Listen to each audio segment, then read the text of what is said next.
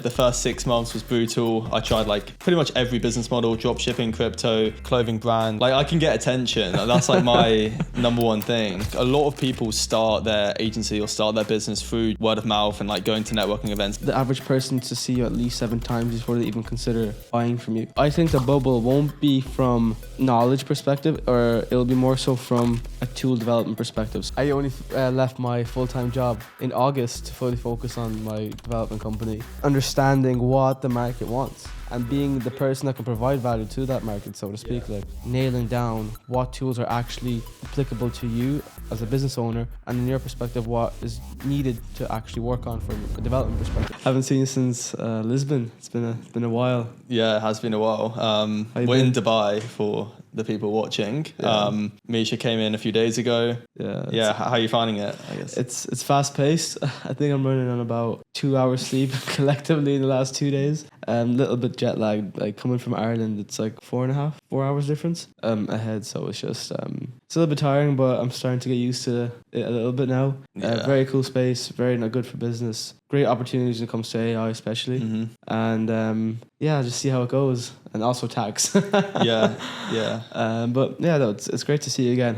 It's been a while. Was it Lisbon? We were last in, was that August, I think? Yeah, summertime. August, yeah. Lisbon's a great city as well. Very fun. I like Lisbon a lot. I guess for those that don't know, Misha was he's done a bit of software like engineering for me, helped me with like a SaaS. So that's like his main thing, which you probably know if you're watching his channel. But yeah, if you're new, I'm Charlie. Just for those wondering. Yeah, Charlie's a good friend of mine now at this stage, and we worked together for a couple of months, helping him kind of launch a small AI SaaS for his community. Very interesting project. A lot of ups and downs, but it was overall, I think, it was a very fun project, and learned a lot from it. And I suppose that's how we ended up here. So I suppose, do you want to give a little bit of an intro about yourself and what you do, and kind of what your YouTube channel's about, and how you're kind of what you're about, essentially? Yeah, so for those who don't know, my name's Charlie Barber, 21 years old, finished school at like 18 and kind of knew I didn't want to work a 9 to 5 for 40 years, so decided to do entrepreneurship. The first 6 months was brutal. I tried like pretty much every business model, drop shipping, crypto, clothing brand, like a lot of you probably watching this maybe.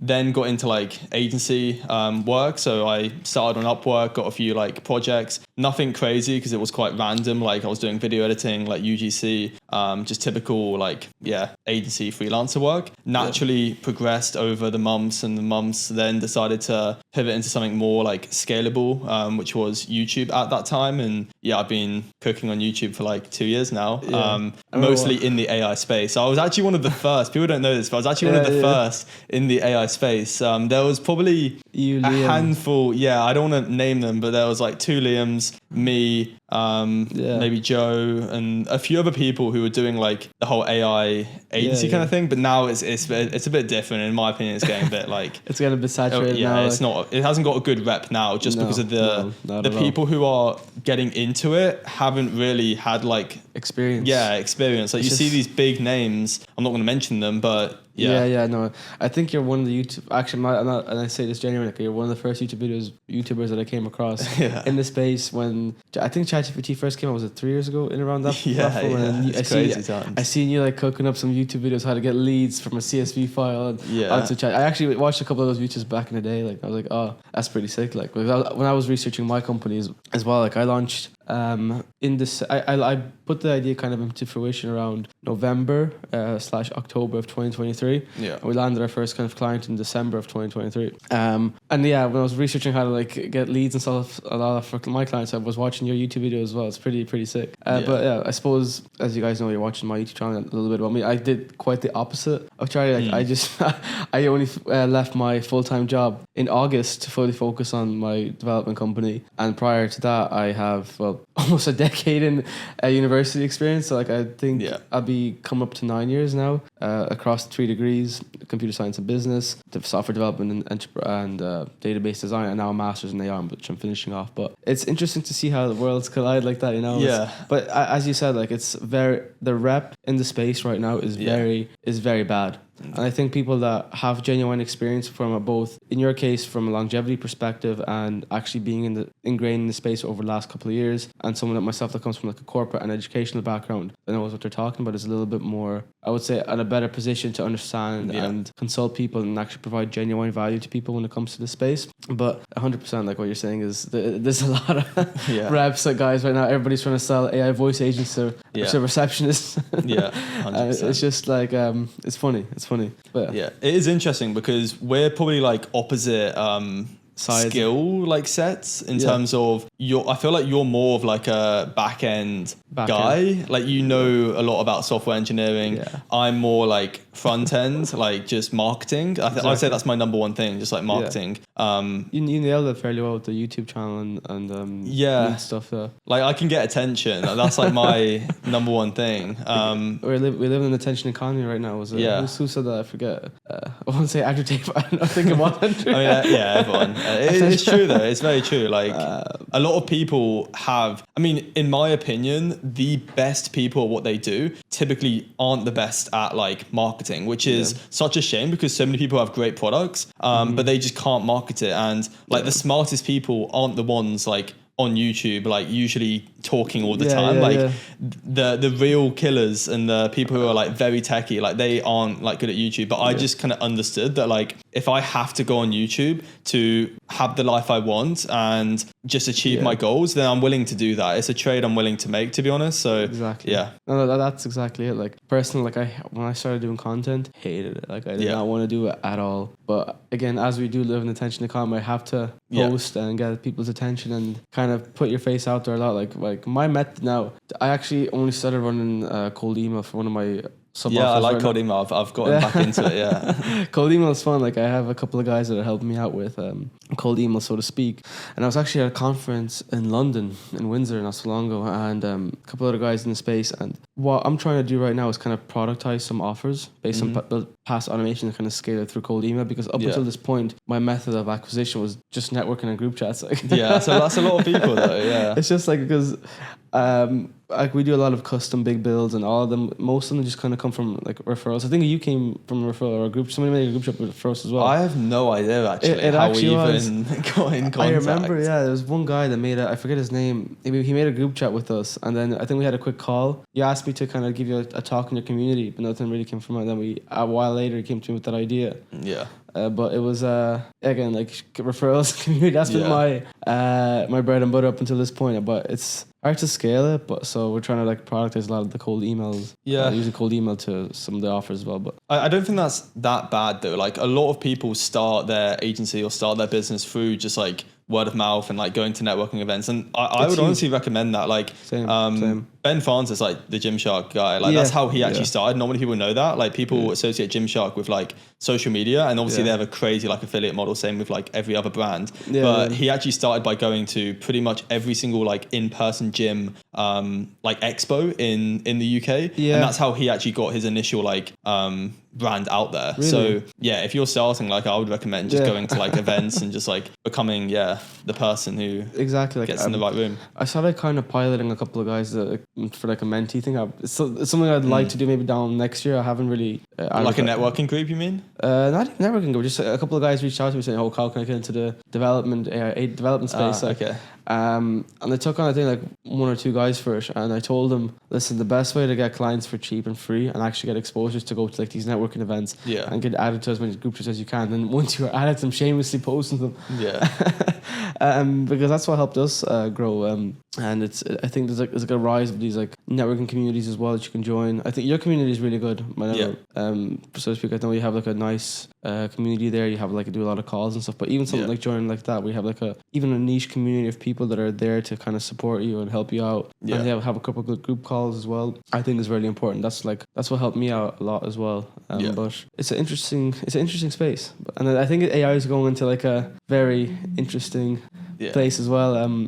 well, how do you kind of see like the space or the industry forming in the next while? Yeah, I mean, to be honest, I think we are just like scratching the surface. In my opinion, it's probably not going to be a good thing what AI will be able to do. Like, obviously it learns from itself. Obviously, like a lot of you know the main advantages of AI, but I think it's just like, the very, very start, to be honest, which is scary, but it is scary. It's like, even if you think about like what we just spoke about 3 years ago or 2 years ago, ChatGPT came in and now we're here. It's moving so fast. Yeah, so it's only going to get faster if you think about it. So if we speak in like 2 years from now, it's going to be like, I just think the quality of, LLMs and everything. I mean, I wouldn't even be on this podcast. It'll just be AI. It'll be a robot. It'll be a fake Charlie. Yeah. That's interesting space because like people are saying that we're running towards an AI bubble, so to speak, very fast. Yeah. I find that fairly interesting. I think the way that tools are getting exposed and built right now, it's true. Like there's a lot of fast advancement, but I think the bubble won't be from a knowledge perspective, or it'll be more so from a tool development perspective. So all those guys that we just mentioned that are kind of popping up left, right, and center that don't know what they're talking about, the bubble is gonna more than likely evaporate them. Yeah. But when it comes to people with actual knowledge, I think they'll stand alone and still be there, because I think that's the core skill. That's the core key skill. There's there's hundreds of, if not thousands, of AI tools right now. And I suppose the key value proposition from my perspective is nailing down what tools are actually applicable to you as a business owner, and in your perspective, what is needed to actually work on from a development perspective as well. So guys in your community, they're obviously building tools or systems for people, and having that knowledge to apply to actual businesses. Those were the people that actually stayed through the bubble, and that's where I suppose, like I don't know if you've seen it, like we won an award there last month, on our AI development process, and I think that's because the skill is in nailing down what's applicable to business and scoping out projects properly. And that's what genuinely allowed us to get like bigger projects now, like really big projects. So but that's it's an interesting space. What are your thoughts on that? Like, what do you think is what type of people do you think will burst the bubble, or who will be affected by this bubble, so to speak, and who will prevail? So I read this book a while ago called Contagious. I think it's by Jonah Berger, and he talked about what makes like products stay in the market for a long time. And I think it's very similar for people and how they stay in the market. And he basically explained that if it's built to show, it's built to grow. So a lot of people can go on the internet and talk, but very few people can actually show what they're doing, whether that's showing results, whether that's showing an AI solution. So that's why I got to be a testimonial as well. Like very simply, you can remember that phrase: if it's built to show, it's built to grow. Like exactly. And you'll get just more attention of like in a flywheel sense. Like even we're in Dubai right now, like the Burj Al Arab, they spent more money than they'll ever make. You know, the hotel, it's a 7-star hotel near like Kite Beach, but they spent more money than they'll ever get back from like customers going to that hotel, because they understand that just the marketing alone will bring more people into Dubai from that hotel, basically. I think I read about that. It's very long story short, like you have to be showing results, like showing what you're doing, documenting, and that also links into documentation and showing your journey. I think it's very important for like long-term authenticity. I think that's what separates, like, because at the end of the day, the reason like we listen to like the music we do and the people we do is probably because of some level of like relatability, if you know what I mean. So I listen to Drake a lot. That's relatable. Yeah, he has some relatable songs, I guess. Like 100%. Like when you're doing podcasts and listen to podcasts. That's at the end of the day, like what you kind of gravitate towards. I haven't been in the Masonic room in the Biblos yet. I don't think I'm trying to get there.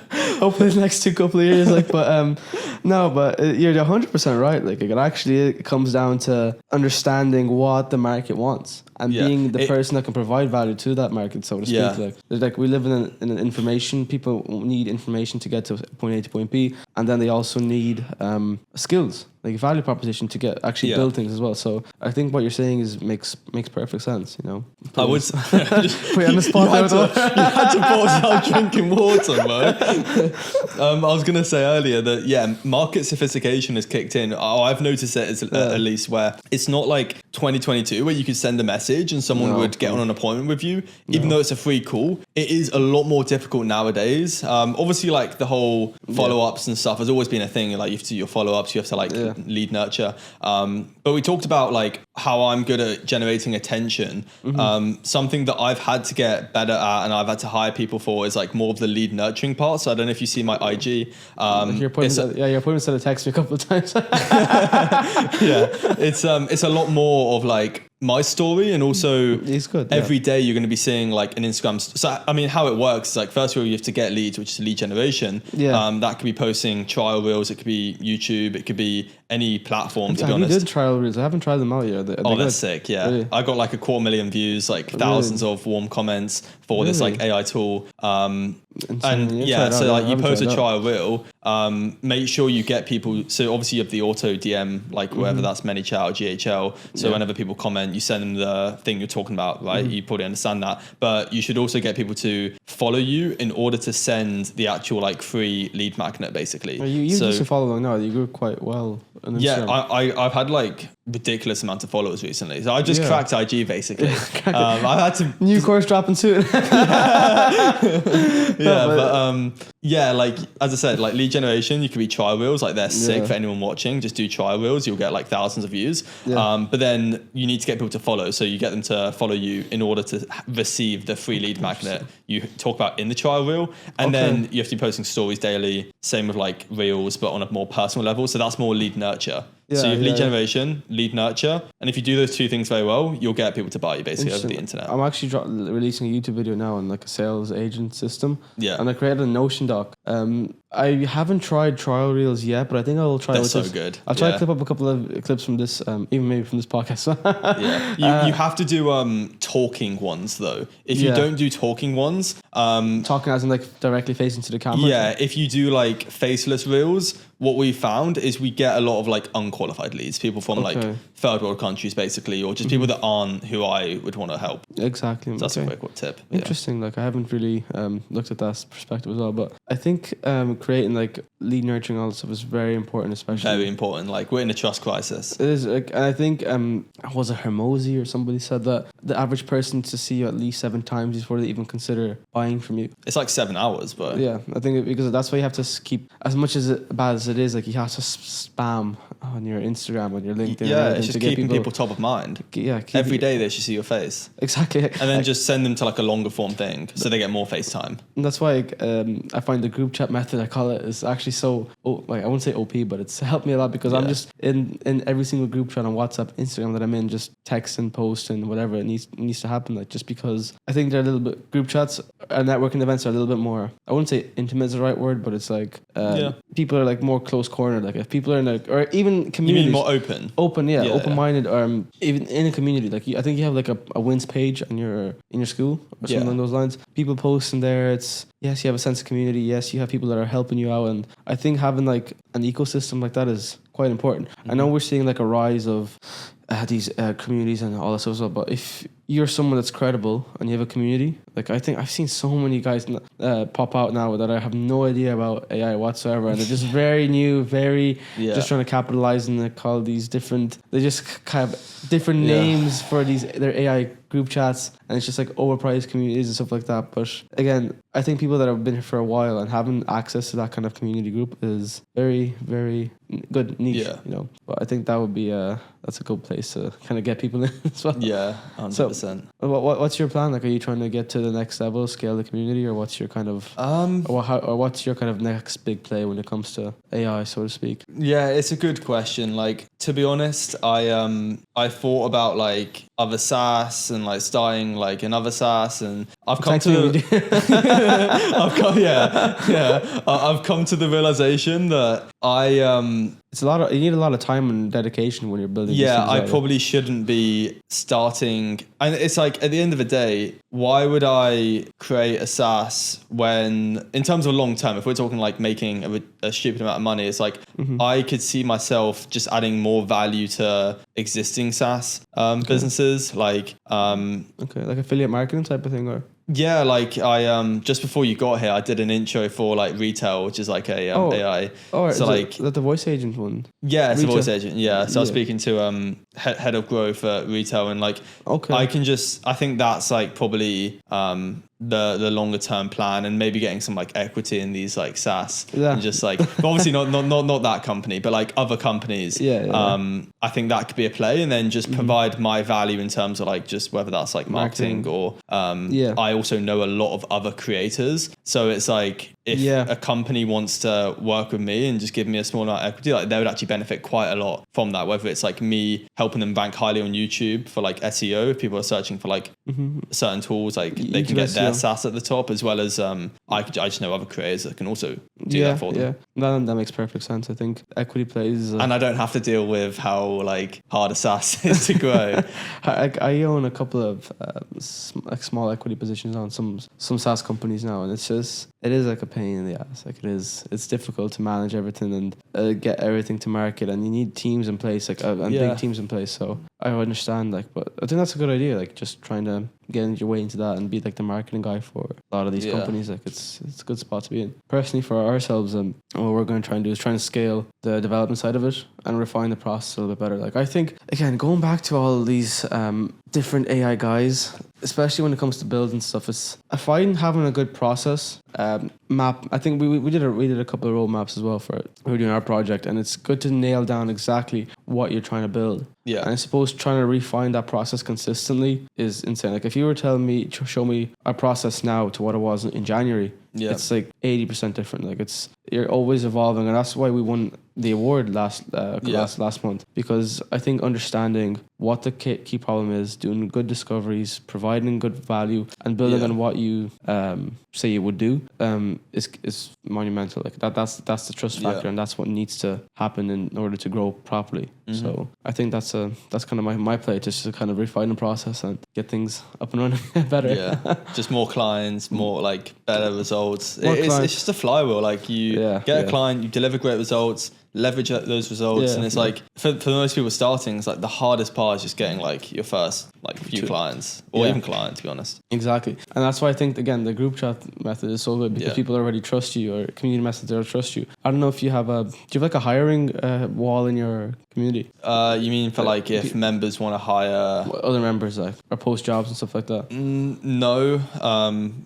But they can just post in the group if they need something, and I'll get it to them. I know there's a couple other guys, and even normal guys, you can just like in group chats just say, okay, I'm hiring a developer. I think, are you in like any private members groups right now? No. Either way, like there's like, even if you're like part of a small community, and a lot of guys just kind of ask for jobs from each other, and they get help from each other, similar to how we met. Like, so I think you posted on your story, and somebody that knew you knew me, and they made a group chat, and then here we are right now. I think that's a nice way to get clients filled. But I suppose we only have about 5 more minutes left. So do you have any thoughts you want to share, or what's like the next? I know we talked about the next 5 years, but what's like the next year for charity? And what's 2026 looking like? What's it shaping up to be? Mostly just doing more and better of what I'm currently doing. Like Emoji talks about it, but like realistically, the only way you can scale is doing more, better, or like something new. And for me, it's like I don't need to do anything new. I don't need to get distracted with like a random thing. I think a couple of your posts went viral recently as well. I seen that. On IG? The one that on the pool with was it the espresso martini and the laptop? Oh, that one. Yeah. That was random. But the guy that actually made it, like I can't remember his name, but he's cool. You'll get to 30K. Yeah, he also got so many views off me.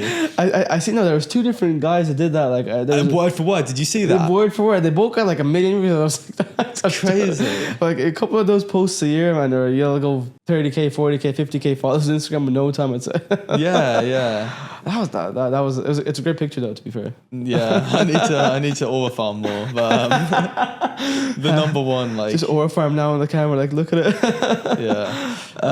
That's great. Like, so just doing more and better of what I'm currently doing, not getting distracted. A lot of shiny object syndrome is a big thing. 100%. Like realistically, if I can just grow my brand more and more, it's like I can do whatever I want. Like I could sell, like, I don't know, literally anything, to be honest, off that. So it's like that is the main thing, and that's why Liam does it. It's why Hormozi's on it. It's like it is the number one thing you could probably do is just distribution, marketing, and putting your face out there as well. Like yeah. Like again, going back to shiny object syndrome, I had a drinks with my friend yesterday night, and he's quite successful. But like, there's so many different things that come your way once you kind of start seeing a little bit of success, and you just need to kind of stay narrow focused and niche focused, and just work on what you're good at and try and scale and build that. So I think that's really good. It's not just for like getting clients. Like obviously for most people watching, the number one problem you'll have is just not enough people know who you are. Like if nobody knows who you are, nobody knows about your product. Like that's the number one problem most people have. So it's great for getting clients, having a brand and posting content and marketing, but it's also the talent. That's like probably the number one advantage I've seen is the talent I've attracted through my brand.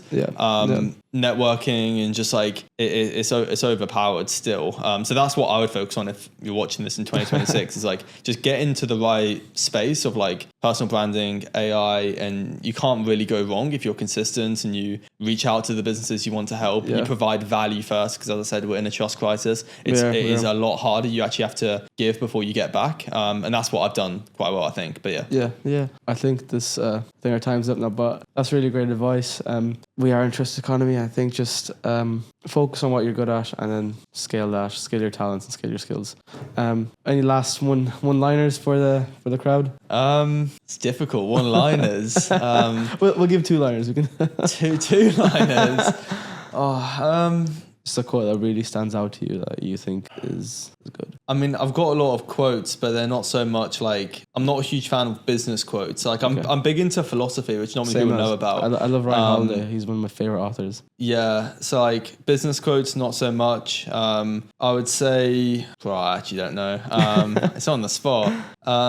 Yeah, I mean, what you don't like, change. What you can't change, accept. What you can't accept, leave. So if you don't like something, whether that's your situation, whether that's your income, like you probably have the ability to change it, whether that's like your physique or anything, like you can change that. What you can't change, accept, because it's going to make your life a lot easier rather than like, I mean, there will be things you can't change. And then if you can't change it, just leave it basically. So that's a bit of wisdom, but it's not too much business advice. Yeah, no, I think that's good, especially in business that it's definitely applicable. But I What's guess your one quote? What's your favorite quote? Oh, what's my favorite quote? Now you're putting me on the spot. That's not my favorite quote. That's just a bit of motivation for you guys. I like, it's by Ryan Holiday. Yeah. One of my favorite authors I've seen him in Dublin is Ego is the Enemy. That's the title of his book. And I'm rereading that book now again. And the reason why it's one of my favorite quotes is because as you progress in business, as you kind of progress in life, you will always have that ego come and say, I'm class, like, I'm doing this, that. And I think I mentioned this actually in the awards speech that we had over last month at the awards ceremony, is that if you remain somewhat stoic while you are winning and don't get too caught up when you're losing, I think you'll have a lot more kind of narrow and successful linear path to life. Because if you get a big head when you're winning and you're down dumps when you're losing, it's just going to be like a massive wave, which is not great. More like stability. Yeah. As much as stability we can get in the entrepreneurship. But yeah, ego is the enemy is probably one of my it's a good one. It's interesting because like you kind of have to have an ego to like, you have to be confident in yourself. Like energy attracts, like I'm big on energy, but of course. I know what you mean, because like you have to realize that there probably are people that can do what you do but better, and that's like what Homozy. And I was on a call the other day with this guy, and like I could tell he has an ego, and I was telling him to do things, and it's like it wasn't really doing it. There's time and place, like where someone is better than you should listen, and when you're better than someone else, you should give them advice. I think you're doing a bit of coaching. Two ears and one mouth. Exactly. So twice much listening and was it one time as much talking, something like that. But I think that's wrapping this up. So it's great meeting you. Great to chat to you again. We're gonna go play paddle now. But it was great to chat to you and great to catch up. And I'll see you. Likewise.